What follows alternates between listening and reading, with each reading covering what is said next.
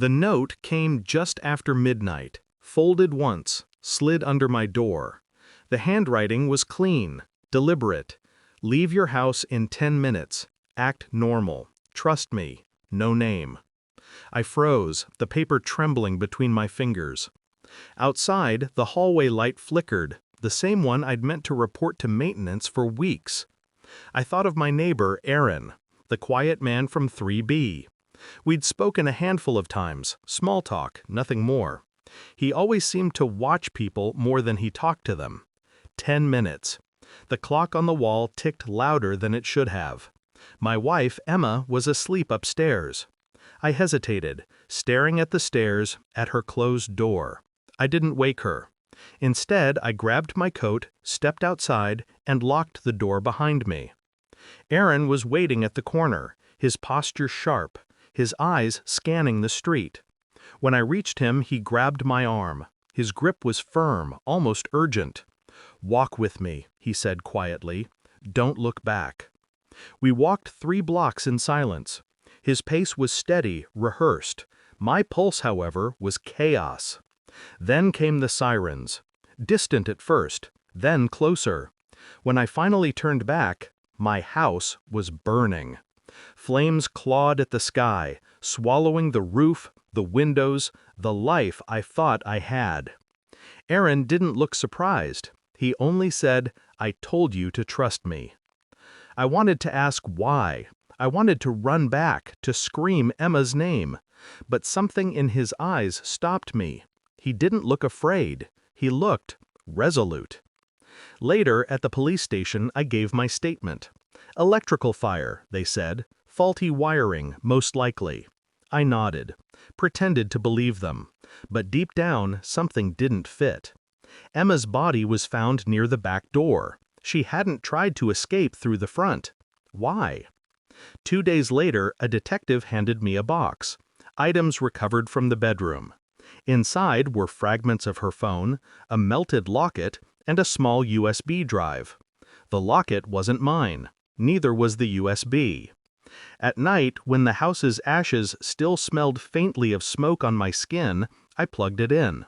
Photos. Dozens of them. Emma. In hotel rooms. In restaurants. Sometimes in our living room when I wasn't home. And always with Aaron. I didn't break down. Not then.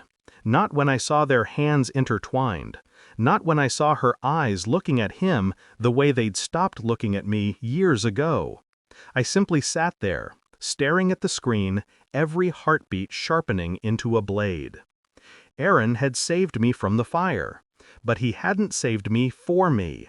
He'd saved me from something he'd lit himself. In the following days, I replayed everything, every conversation, every glance, Emma's late nights, the phone she guarded, the way Aaron always seemed to be around when she was working late. I started documenting quietly. A journal, screenshots, timestamps. The detective called again. No signs of foul play. I thanked him. Calmly. But I knew. I checked the security camera app Emma never used.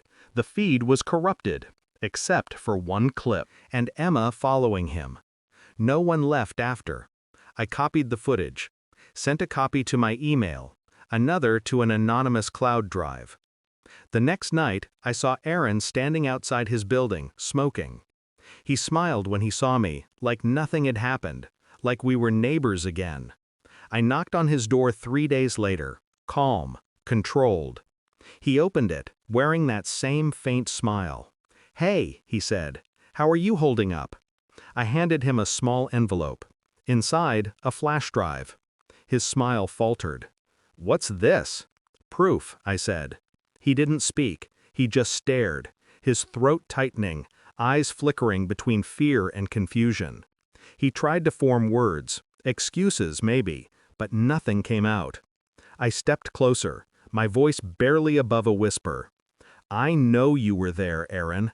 I know you lit it. And I know she let you." His jaw clenched. "She told me you'd never find out," he muttered. "She was right," I said, "until you sent the note." His confusion deepened. I leaned in, close enough to see the reflection of my calm face in his trembling eyes. "You didn't save me," I said. "You just made sure I'd live to watch you fall."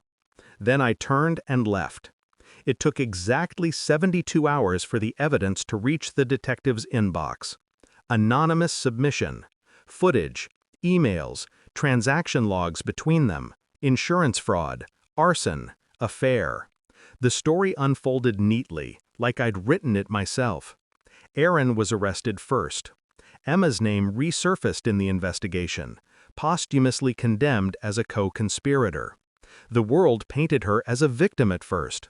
Then the truth leaked, and sympathy turned to disgust. I didn't gloat, didn't cry. I just watched the house next door empty out, one box at a time. A week later, I received another envelope in the mail. No return address. Inside, a photo. Aaron, handcuffed, looking straight at the camera. On the back, one line written in my handwriting. "Trust me." The fire took more than a house. It burned the version of me that believed in people. Now, when I walk past the charred remains of that place, I feel nothing.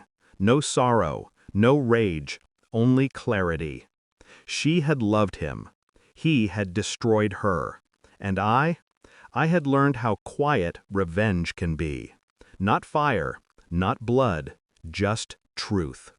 I live in a smaller apartment now, minimal, silent. Sometimes I still imagine the sound of the note sliding under the door, the whisper of paper on tile.